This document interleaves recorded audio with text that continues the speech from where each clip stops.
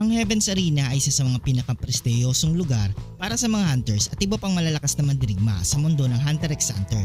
Kilala ito bilang isang lugar kung saan ang pinakamagagaling na mga fighters ay naglalaban upang ipakita ang kanilang kakayahan at patunayan ang kanilang mga lakas. Sa ganitong konteksto, sino nga ba ang posibleng manalo sa labanan sa pagitan ng dalawa sa pinakamalalakas na karakter sa serye na sina Jane Frakes at ang Zoldyck duo na sina Zeno at Silva Zoldyck? Si Jane Frakes ay isang kilalang hunter na may hindi matatawarang kakayahan sa Nen.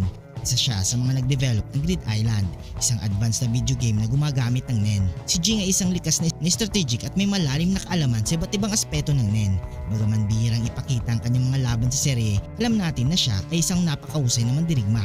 Si Zeno Zoldyck ay ang patriarch ng Zoldyck family, isang pamilya ng mga professional assassins. Siya ay isang master sa paggamit ng Dragon Lance technique at may malawak na karanasan sa mga laban. Si Silva Zoldyck, ang anak ni Zeno, ay isang formidable na mandirigma na may napakalakas na abilities. Ang kanilang kombinasyon ng karanasan, disiplina at brutal na lakas ay naglalagay sa kanila sa pinaka-elite na hanay ng mga fighters. Ang Heaven's Arena ay isang lugar na hindi lamang tungkol sa brute strength kundi pati na rin sa katalinuhan at diskarte. Sa aspetong ito, maaring magtagumpay si Jing dahil sa kanyang malalim na kaalaman sa Nen at pagiging strategic.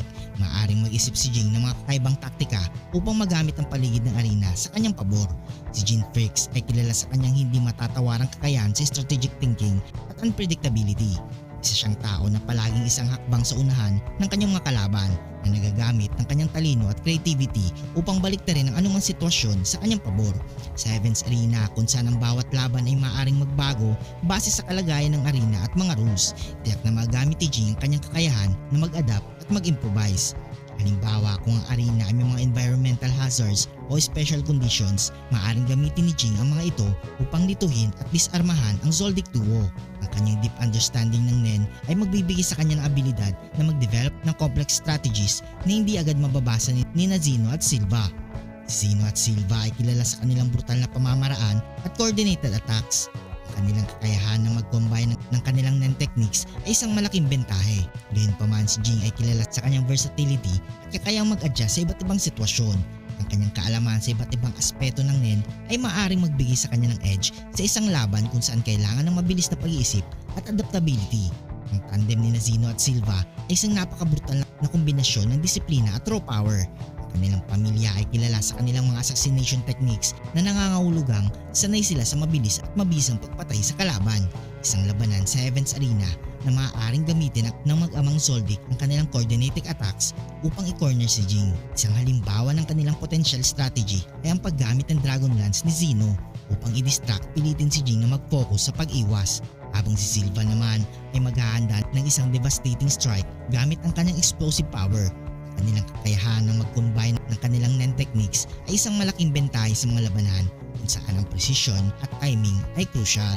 Ang labanan sa pagitan ni Jane Frakes at ang Zoldyck duo na sina Zeno at Silva sa Heaven's Arena ay isang epic na pagtatagpo ng mga titans sa mundo ng Hunter x Hunter.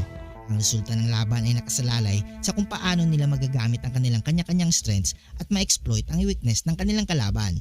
Sa uli, ang labanang ito ay magpapakita ng pinakamataas na antas ng diskarte, kakayahan sa Nen, at psychological warfare na magbibigay sa mga manonood ng isang hindi malilimutang karanasan. Kung nagustuhan mong video itong, huwag niyong kalimutan mag-like at subscribe and hit notification bell button para updated kayo palagi sa ating video. Maraming salamat.